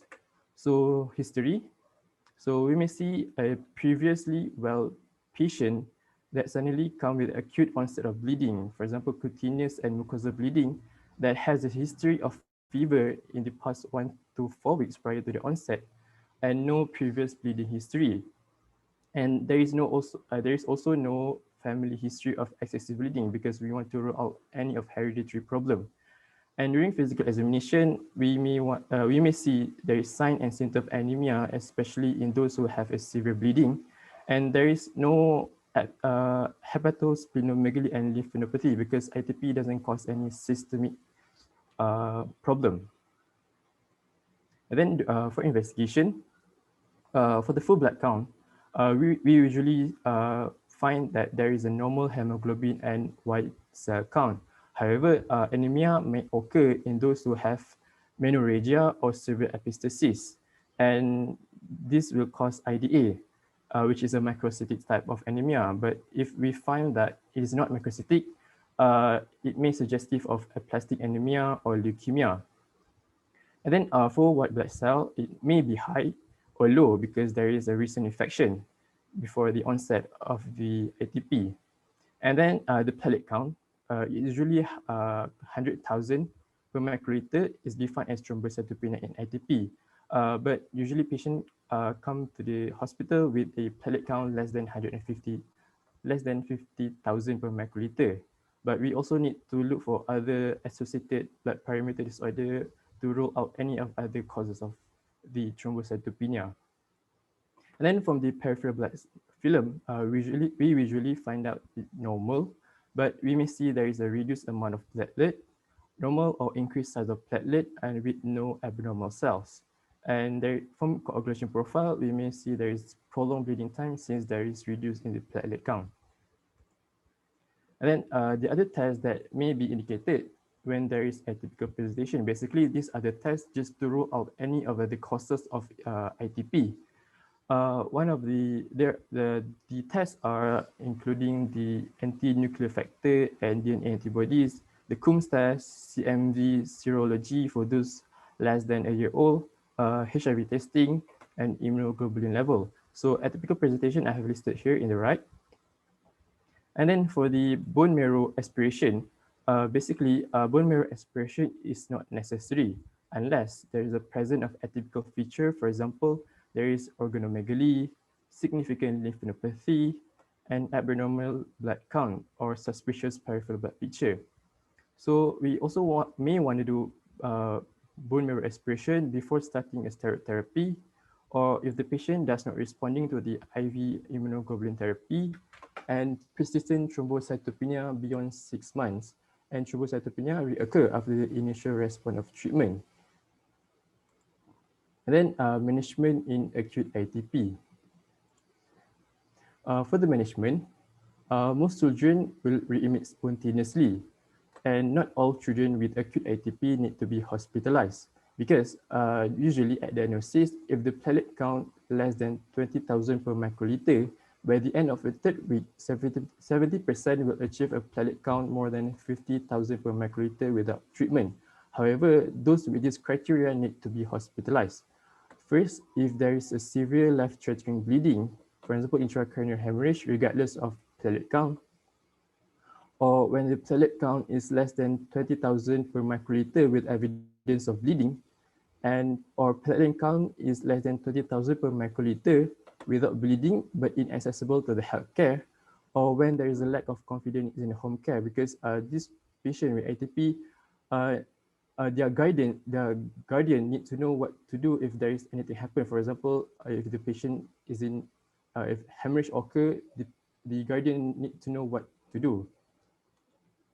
And then for the observation and monitoring of platelet count without specific treatment, we will give this observation and monitoring to those who have a platelet count more than 20,000 per microliter without bleeding, or when the platelet count more than 30,000 per microliter with only a cutaneous purpura, and repeated fluid blood count will be given to those who have this criteria for the first 7 to 10 days to ensure that there is no evidence of involving marrow disorder. And then treatment will be indicated when there is a life-threatening bleeding episode, regarding of the platelet count, or when the platelet count less than 20,000 per microliter with the mucosal bleeding, or platelet count less than 10,000 per microliter with any bleeding. And then in terms of treatment, we have two drugs that we may give. They are oral prednisolone or IV immunoglobulin. So oral prednisolone is steroid to Salam. Can I ask something? Why do we prefer not to give platelet transfusion unless there is active bleeding? Unless we only give what's your indication for transfusion? in emergency treatment. Hmm. Because the platelet, we need to treat the condition first, because if we give any of the platelet, it will be destroyed by the immune system. Yeah, that's a very correct answer, which many people, even junior HOs, they don't understand. That's the problem. Because it's antibody, isn't it? It's immune mediated. So if you give platelet, what's going to happen is the transfused platelet will then be destroyed by the antibody. So that is why we don't usually transfuse unless there is active bleeding. Yeah. Okay. All right. Fine. Proceed. Okay, so emergency treatment, we may give high dose of IV methylprednisolone or IVIG as a single dose, or combination of IVIG with methylprednisolone in a life-threatening condition, and platelet transfusion in a life-threatening hemorrhage, and splenectomy if either of the medication or intervention has failed, and neurosurgical intervention in the case of intracranial hemorrhage. I'll touch a little bit about chronic ITP. So chronic ITP is defined as a persistent thrombocytopenia after 6 months of onset, which is occur in 20% of patients. Chronic ITP covers wide spectrum of manifestation, include mild asymptomatic low platelet count to intermittent relapsing symptomatic thrombocytopenia to rare persistent symptomatic and hemorrhagic disease. So management for chronic ITP can be divided into non-medical to medical. For the non-medical, we are going to give counseling and education for the patient and caretaker regarding the natural history of the disease and how to detect problem and possible complication early.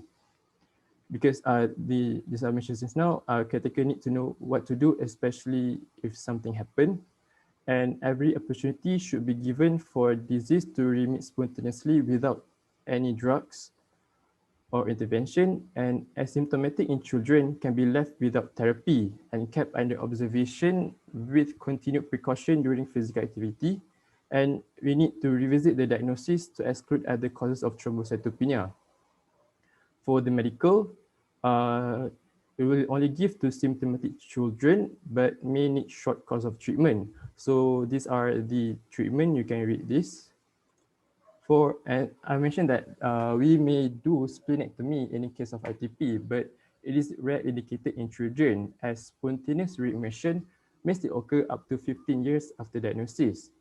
And the risk of dying from ITP is only 0.002%, while the mortality associated with the post-splenectomy sepsis is around 1.4 to 2.7. So there is a high risk of dying after post-splenectomy compared to the ITP itself. However, we may consider splenectomy if it's a life-threatening bleeding event or severe lifestyle restriction we know, or transient success with intermittent IVIG, pulse-steroid, or anti-D immunoglobulin. So as we know, spleen is important in the body immune system. So before we do the splenectomy, we will give immunization against pneumococcus, Haemophilus, and meningococcus.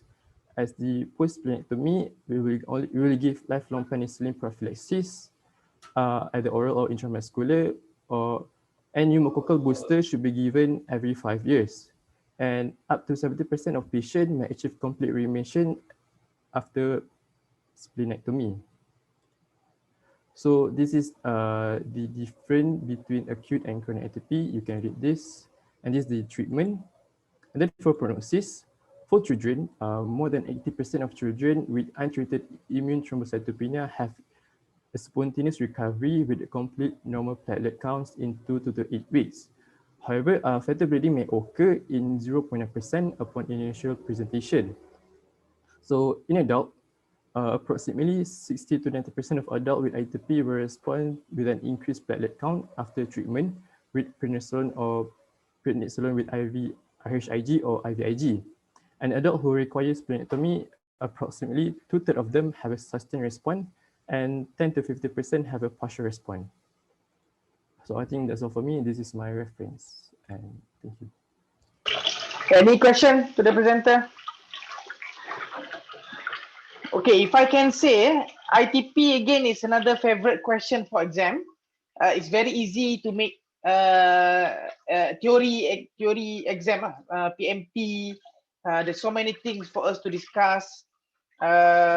Again, it's very easy to make questions like, oh, you all don't have PMP kan?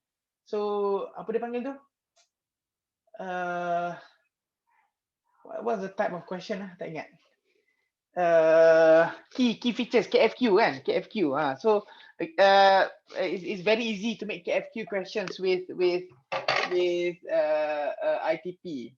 So you need to know that. So ITP can easily come up in your exam. The other thing is, when the presenter mentioned about the need for us to actually teach the caretaker. Okay, one thing you need to remember, it's not just the caretaker. You need to include the teachers as well. Not just the parents, but the teachers as well. I've had one history before. A patient, I think, was it 9 years old, presented with ITP. We treated, and then we discharged when the platelet was 75.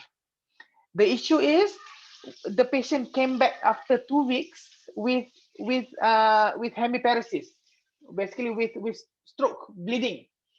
The reason being because sekolah dia pergi buat dental punya procedure. So dia buat cabut gigi semua tanpa proper cover, tanpa proper apa.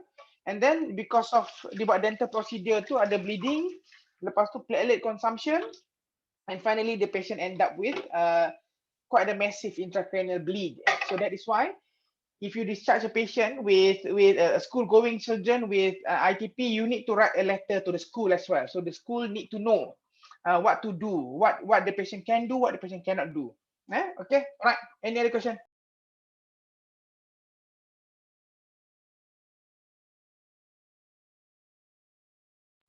Tak ada? Clear? All right. So it's already 2.5 hours. It's a bit too long already. I think that's it lah. Let's end our session with Tasbih Kafarah Suratul As. All right. Okay. Assalamualaikum. Thank you. Waalaikumsalam. Thank you, Doctor.